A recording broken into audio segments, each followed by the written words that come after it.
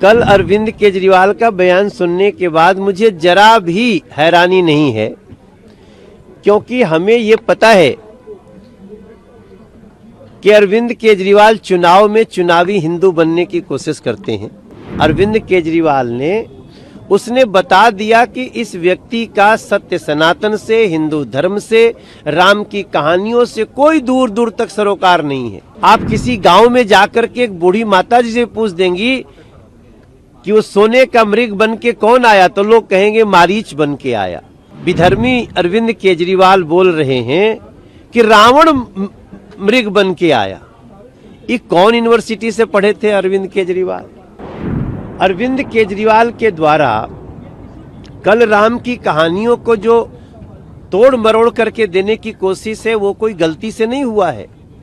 Actually वो सनातन की कहानियों को तोड़ना मरोड़ना ही चाहते हैं। अरविंद केजरीवाल ने भी कल ये बोल करके अपनी मूर्खता का परिचय दिया और दिल्ली की जनता 5 फरवरी को अरविंद केजरीवाल जैसे एंटी सनातनी को, एंटी हिंदू को हमेशा के लिए दिल्ली की राजनीति से हटा देगी। देखिए, बड़ी अच्छी बात है कि माता सीता के संदर्भ में कुछ बातें हुई हैं और संजोग से आज में जब निकल के जिस शॉल को लेके चला वो मधुबनी पेंटिंग का शॉल है।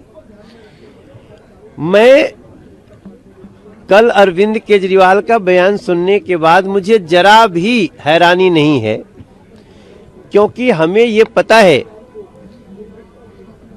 कि अरविंद केजरीवाल चुनाव में चुनावी हिंदू बनने की कोशिश करते हैं। कल अरविंद केजरीवाल का पोल पट्टी मां शारदा ने साक्षात आकर के खोल दिया है। कहते हैं ना कि विनाश काले विपरीत बुद्धि।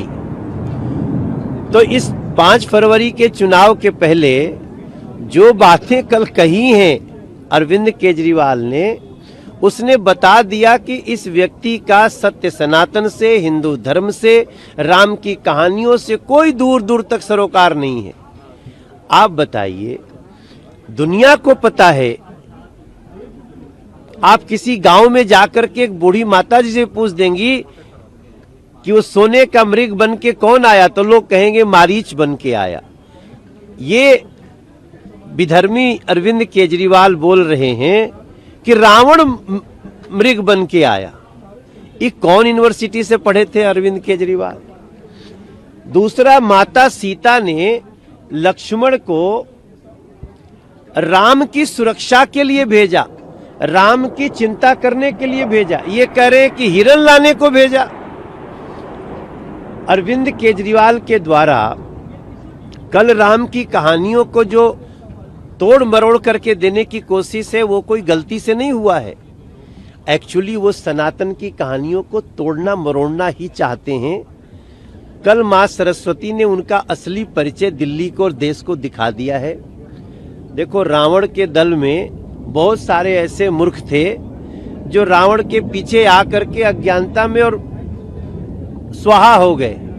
तो विनाश काले विपरीत बुद्धि अरविंद केजरीवाल ने भी कल ये बोल करके अपनी मूर्खता का परिचय दिया और दिल्ली की जनता 5 फरवरी को अरविंद केजरीवाल जैसे एंटी सनातनी को, एंटी हिंदू को हमेशा के लिए दिल्ली की राजनीति से हटा देगी। मनीष सिसोदिया का कहना है कि जिस तरीके से अरविंद केजरीवाल ने एक जनसभा में रावण को लेकर एक तरीके से टिप्पणी की, पूरी बीजेपी तुरंत रावण के बचाव में कूद गई, जैसे कि रावण के वंशज बीजेपी।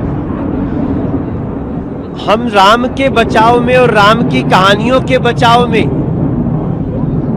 खड़े हैं और अरविंद केजरीवाल का असली जो परिचय है कल मिल गया है कि अरविंद केजरीवाल जिंदगी में वो भी जो बोले होंगे ना, वो किसी के कहने से ही बोला होगा।